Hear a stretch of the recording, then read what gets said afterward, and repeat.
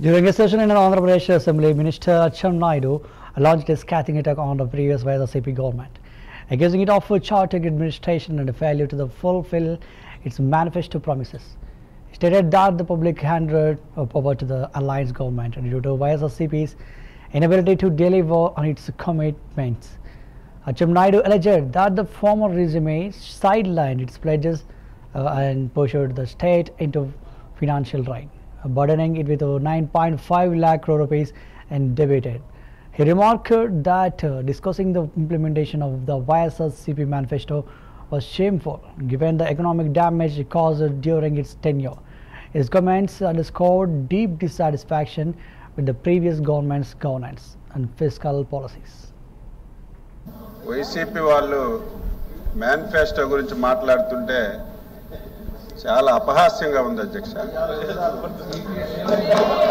ఎందుకంటే ఏదో ఇప్పుడే వచ్చినటువంటి రాజకీయ పార్టీ ఇప్పుడే శాసన మండలిలోకి వచ్చి ఏదో ప్రసంగాలు చేస్తే కొంతమంది అయినా సరే నమ్మడానికి అవకాశం ఉంటుంది అధ్యక్ష.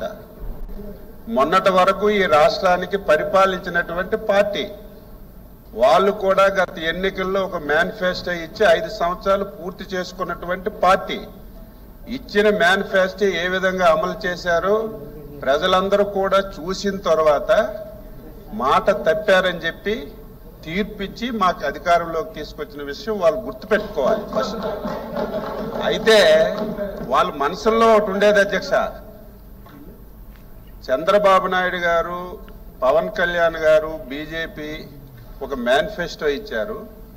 అందులో సూపర్ 6 అని చెప్పి ఒక ప్రధానమైనటువంటి 6 హామీలు ఇచ్చారు. ఈ హామీలన్నీ కూడా నెరవేర్చలేరని చెప్పి ఒక భ్రమలో ఉండేవారు.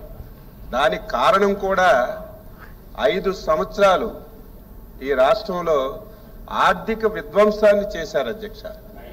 ఎందుకంటే 9.5 లక్షల కోట్ల రూపాయలు ఈ రాష్ట్రాన్ని అప్పులు చేయడం కానీ, చాలా మందికి బిల్స్ ఇవ్వకపోవడం కానీ ఇవన్నీ జరిగాయి.